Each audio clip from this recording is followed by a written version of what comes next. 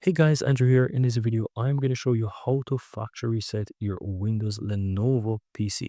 So if you're running Windows 11 on a PC and you want to factory reset it, clean it, wipe it clean like when you just take it out of the box and set up Windows for the first time, this is the tutorial for you so that you can learn how to do that. So to get started, go ahead and right click on the Windows icon on your taskbar, click on Settings, and within Settings, click on the System option on the left side. Scroll down to where you'll find recovery, click on recovery, and here you'll find reset this PC.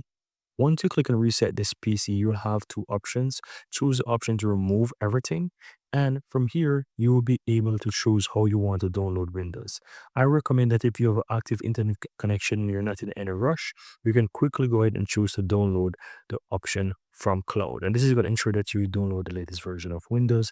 But if you just want a quick one, just choose the local reinstallation. It's really up to you, right? So I'm going to choose the cloud option here. Then you want to go ahead and click and next from here, and it's going to get ready and show you basically what's going to happen. That is going to remove all the files, folders, and user accounts. It's going to remove all the applications. It's going to basically remove every single thing that is on your PC.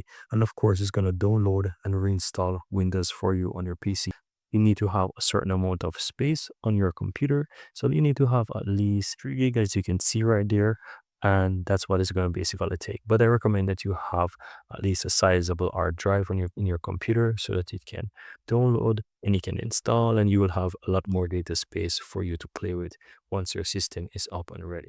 And this is a brilliant way, especially if you want to go ahead and sell that PC afterwards. You can quickly go ahead and do so. So once you're done, simply go ahead and click on reset and just wait for that to complete, and that's pretty much all that you have to do, guys.